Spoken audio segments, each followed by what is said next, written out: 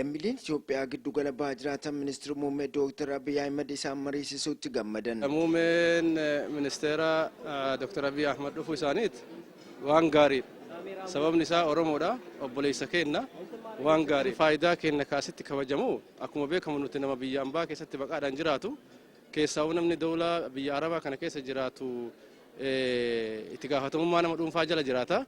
Qabeenya isaa horatee akkaataatti biyya galfatu waan hin qabneef mootummaan keenya muummichi ministeeraa Dr. Abiy gaafii keenya gaafii uummata naannoo Arabaa keessa jiraatu yeroo dheeraadha nu deebisa gaafii keenya ni gaafanna. Deebisuus yoo baate gaafii keenya kana akka hojii manaatti inni fudhatee galeeni deebii nu deebisa waan jedhu waan abdii qabnuuf karaa biraa immoo mootummaan kun mootummaa Oromooti, mootummaa biyyaati. Mootummaa biyyaa kana faarsuu qofaaf hin dhufne nuti.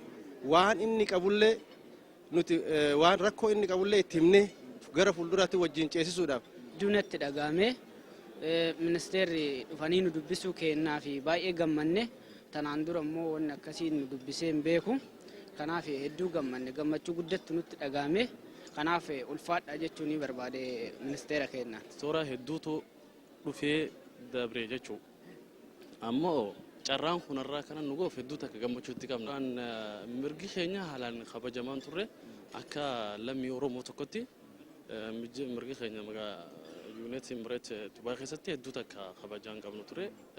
Amma maashaallah egaa muummichi keenya aangoo qabatee booda hawaasni Oromootis mul'ata tokkoo fi beeynata takka godhatee akka biyya tana keessa jiran beeksisa waa hedduun agaramanii beekanii jiran. Lammii Oromoo tahee ministeera tahee asiin gizee nu simatu haala kanaan hedduu takka gammachuu nu dhagahama. Egaa ambaasaadara keenya Suleymaan Daddafoo hedduu takka itti boonna hedduu takka galatoomtan.